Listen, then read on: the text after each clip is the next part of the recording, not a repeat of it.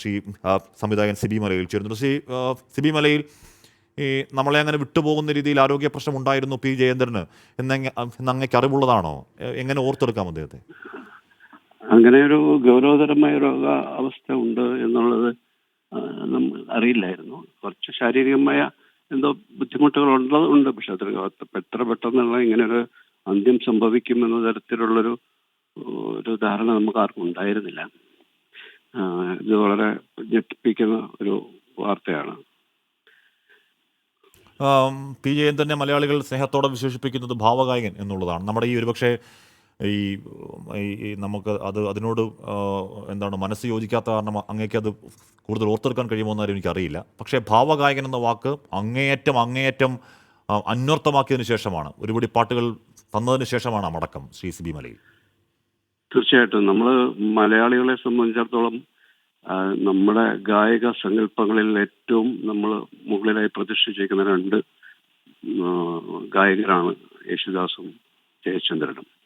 നമ്മുടെ തലമുറകൾ, ഞങ്ങളുടെയൊക്കെ തലമുറ തൊട്ട് നമ്മൾ എപ്പോഴും യേശുദാസിന്റെ ഒരു ഒരു ഒപ്പം തന്നെ നമ്മൾ കേൾക്കുകയും ആസ്വദിക്കുകയും ഒക്കെ ചെയ്ത ഗാനങ്ങൾ തന്നെയാണ് ജയചന്ദ്രൻ്റേത്. നമുക്ക് ജയചന്ദ്രനെ ഒരു പ്രത്യേകമായി ഭാവഗായകൻ എന്ന് വിളിക്കാൻ തക്ക വിധത്തിൽ അദ്ദേഹത്തിന്റെ എക്സ്പ്രഷനുകൾക്ക് പാടുമ്പോൾ കൊടുക്കുന്ന അത്രമാത്രം കഥാപാത്രമായിട്ട് ചെയ്യുന്നതാണ്. അപ്പോൾ അതുകൊണ്ട് തന്നെ ഭാവഗായകൻ വിളിക്കുന്നത് ദാസത്തെ വിളിക്കുമ്പോൾ അതേപോലെ തന്നെ നമ്മൾ ഭാവഗായകന്മാരോട് ചേർത്തിക്കൊണ്ടാണ് ജയചന്ദ്രൻ എന്ന മഹാനായ കേരളത്തിലെ ഏറ്റവും വലിയ പാട്ടുകാരായ അദ്ദേഹം മണ്ണിൽ താട്ടു തൊട്ട് മലയാളികൾക്ക് കാണാപ്പാടമാണ് അതിൻ്റെ ഓരോ പാട്ടുകളും. ഒരു പ്രത്യേകമായ ഒരു ഗായകൻ എങ്ങനെയാണ് ഒരു പാട്ടിനെ ഒരു കുറച്ചുകൂടെ ഒരു എന്താണ് മ്യൂസിക് കൊടുക്കുന്ന ഭംഗിയോടെ അതിനൊരു ജീവൻ കൊടുക്കുന്നത്, ആ ജീവൻ കൊടുത്ത് ആലോചിക്കുന്നത് നമ്മളെ ഏറ്റവും സിനിമയിൽ എന്തോ ശബ്ദത്തിൽ എന്തോ ചെറിയ പ്രശ്നമാണ്. ഒന്നുകൂടെ കട്ട് ചെയ്ത് വിളിക്കാൻ തോന്നുന്നു. മഞ്ഞരയിൽ മുങ്ങിത്തോർത്തി എന്നൊരൊറ്റ പാട്ട് മാത്രം ഓർത്താൽ മതി. അദ്ദേഹം പാടിയിട്ടുള്ള 10,000-ലധികം പാട്ടുകൾ എന്തായാലും ഏറ്റവും ചുരുങ്ങിയ പക്ഷമുണ്ട്. പക്ഷേ അത്രയും പാട്ടിൽ ജി ദേവരാജൻ്റെ സംഗീതത്തിൽ, പി ഭാസ്കരൻ്റെ ഗാനരചനയിൽ മഞ്ഞരയിൽ മുങ്ങിത്തോർത്തി എന്ന പാട്ട് കേൾക്കാത്തൊരു മലയാളി പോലും ഉണ്ടാവില്ല. അത് എപ്പോഴെങ്കിലുമൊക്കെ, ആഴ്ചയിൽ ഒരിക്കലെങ്കിലുമൊക്കെ, എങ്ങനെയെങ്കിലുമൊക്കെ കേൾക്കാത്ത മലയാളികൾ ഇപ്പോഴും ഉണ്ടാവില്ല. അപ്പോൾ അത്തരം പാട്ടുകളൊക്കെ ബാക്കിയൊക്കെ ഒരുപക്ഷെ ജയചന്ദ്രൻ്റെ കയ്യൊപ്പ് ചാർത്തിയ പാട്ട് തന്നെയാവണം മഞ്ഞലയിൽ മുങ്ങിത്തോർത്തിയ എന്ന പാട്ട്.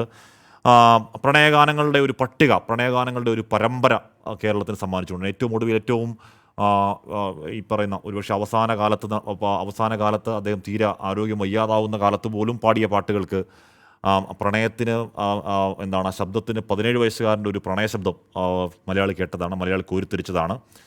അങ്ങനെ ഒരുപാട് പാട്ടുകൾ സമ്മാനിച്ച, പല കാലങ്ങളിൽ പാടി അനശ്വരമാക്കിയ കുറേയധികം പ്രണയഗാനങ്ങൾ മലയാളിക്ക് സമ്മാനിച്ച അതുല്യനായ ഒരു കലാകാരൻ, ഒരു തരത്തിലും ആ വിടവ് നികത്താൻ കഴിയാത്ത അതുല്യനായ ഒരു കലാകാരൻ.